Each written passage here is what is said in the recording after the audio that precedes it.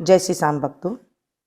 आज मैं आपके साथ ऐसी बात शेयर करूंगी जो हमारे बड़े बुजुर्ग हर घर में अपनाया करते थे। आज हमने सभी ने ये नियमों को तोड़ दिया है और उसके बाद क्या क्या दिक्कतें आती है। देखिए, सबसे पहले तो घर में कलह कलेश होने लग जाता है। दूसरी चीज है, घर के अंदर बरकत होनी बंद हो गई है या फिर बीमारियों ने डेरा डाल लिया है। ये चीजें होने कैसे लगी? देखिए, पहले घर में 50-50 आदमी एक साथ रहते थे, 5-5 लड़के हुआ करते थे, तो उसके साथ उनके बच्चे भी इतने हुआ करते थे। घर में कोई बीमारी इतनी नहीं हुआ करती थी और ज्ञान इतना था कि अगर बड़े ने कुछ कह दिया तो छोटा कभी सामने नहीं बोलता था। हम सभी को पता है, हम सब ने ऐसे जीवन जिया है। आज छोटे से बच्चे को बोल दीजिए, वो आपके सामने बोल देता है।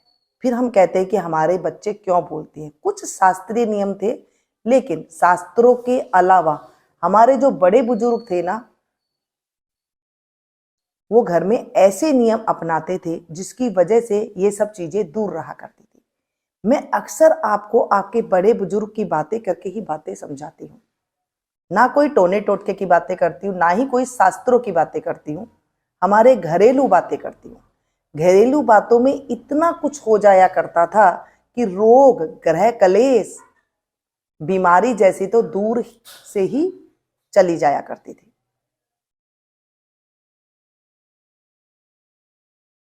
तो आज सबसे पहले हम जानेंगे कि ऐसा क्या चीज हमें करना चाहिए। सबसे पहले तो साल में ऐसे 4 दिन आते हैं जिसमें हमें चूल्हे पे तवा नहीं चढ़ाना चाहिए। अब आप कहेंगे ऐसे 4 दिन कौन से होते हैं? सबसे पहले तो अभी दीपावली आने वाली है, तो दीपावली के दिन आप तवा कतई ना चढ़ाएं। अगर आपके घर में बीमारी रहती है या फिर आपके पास कोई पैसे की तंगी है, कोई टोटका ना अपनाएं कि रात को ये कर लीजिए, सुबह ऐसा हो जाएगा। ये टोटके आप कतई ना अपनाएं, क्योंकि जो टोटके करते हैं उनके जीवन में और भी व्याधि आने लग जाती है। दुख सुख तो आता ही आता है जीवन में, लेकिन अगर आपने टोटका करना शुरू कर दिया तो फिर वो दिक्कतें आने लग जाती है। सिंपल सी चीजें हैं कि हमें चूल्हे पर इन इन दिनों में तवा नहीं चढ़ाना है। तो ये एक तरह का टोटका भी हो गया। त्योहार के अवसर पर हमारे घर में खुशियां आने का रास्ता भी हो गया। तो आप ये चीजें अपनाइए। आजकल आपने देखा है कि भरमार हो रही है इस तरह की टोने टोटकों की, तो उन्हें देखने के लिए आप लोग देखते हैं और उसके बाद उसे आप अपनाते भी हैं, और उसका कोई भी फायदा नहीं होता है, बल्कि उल्टा ही होता है। जब आप सीधे सीधे रास्ते चलते हैं, पुराने जमाने हमारी दादी नानियों की जो रेमेडियां थी, अगर उसे आप अपनाते हैं तो घर में ये चीजें स्वतः ही होने लग जाएगी। ठीक है कि आप करोड़ों नहीं कमाएंगे, लेकिन आपकी किस्मत में जो है उससे बढ़कर के हमें मिलने लग जाएंगे। दिवाली के दिन तवा ना चढ़ा करके आप कढ़ाई के अंदर पकवान बनाएं, अच्छे अच्छे भोजन बनाएं, और उसके बाद जो है लक्ष्मी जी को प्रसाद लगा करके या फिर वैसे ही आप खाएंगे तो भी जो है घर में खुशियां आने लग जाती है। अब दूसरे दिन की बात करूं, दूसरा कौन सा दिन है ऐसा, तो वो है शीतला अष्टमी के दिन। आपने देखा होगा, हमारे बड़े बुजुर्ग हमें ये कह के गए हैं कि शीतला अष्टमी के दिन हमें भोजन गर्म नहीं करना चाहिए, गर्म भोजन नहीं खाना चाहिए। तो उनका तात्पर्य यही था कि हमें तवा नहीं चढ़ाना है। अब आप कहेंगे कि हम पकवान बना करके खाएं, तो एक दिन पहले जब आप ठंडा बना लेते हैं, उस दिन पकवान ही तो बनाते हैं हम लोग, पकवान बना करके माता को चढ़ाते हैं, तो उस दिन हम लोग तवा नहीं चढ़ाते हैं। देखिए, सिस्टम कितना अच्छा था। उससे क्या होता था, आदि व्याधियां नहीं आती थी और घर के अंदर से कलह कलेश रोग दूर हो जाया करते थे। जब हम दीपावली के दिन नहीं चढ़ाते हैं, तवे को नहीं रखते हैं चूल्हे के ऊपर, तो वहां पर धन की कमी दूर हो गई, और जब हम यहां पर करते हैं तो बीमारियां दूर हो गई। फिर तीसरा दिन कौन सा है, वो है नाग पंचमी का। जब हम श्रावण के महीने में नाग पंचमी की पूजा करते हैं, और उस दिन अगर आपने तवे पे रोटी बना के खा ली, तो काल सर्प जैसी जो दोष होता है, काल सर्प का वो दोष लगने लग जाता है।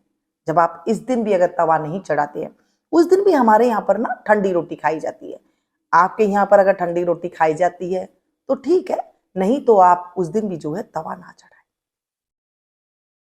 कढ़ाई में भोजन बना सकते हैं, उसमें खा सकते हैं, लेकिन तवा का परहेज करें आप। दाल चावल खाते हैं तो वो भी पका के खा सकते हैं। और चौथा दिन कौन सा है?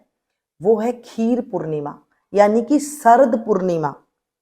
करवा चौथ के 4 दिन पहले, 3 दिन पहले जो शरद पूर्णिमा आती है, उस दिन भी हमें तवा नहीं रखना चाहिए, शास्त्र के अनुसार भी और हमारे बड़े बुजुर्ग के अनुसार भी।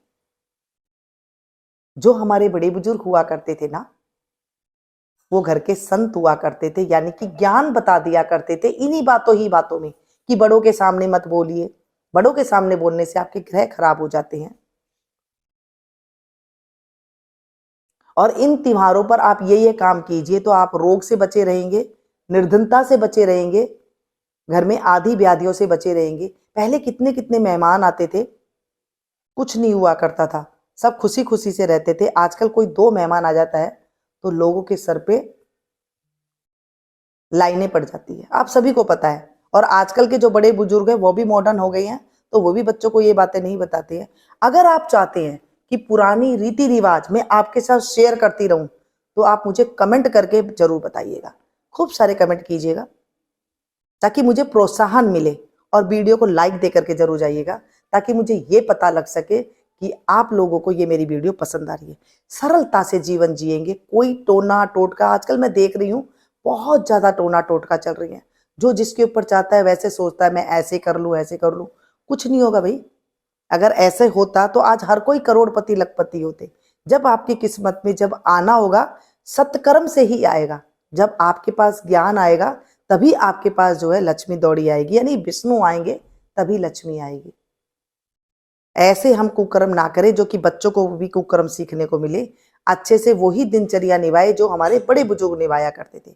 बड़ी सिंपलता से बातें हैं। आजकल हमें ड्रामा देखने की आदत हो गई है।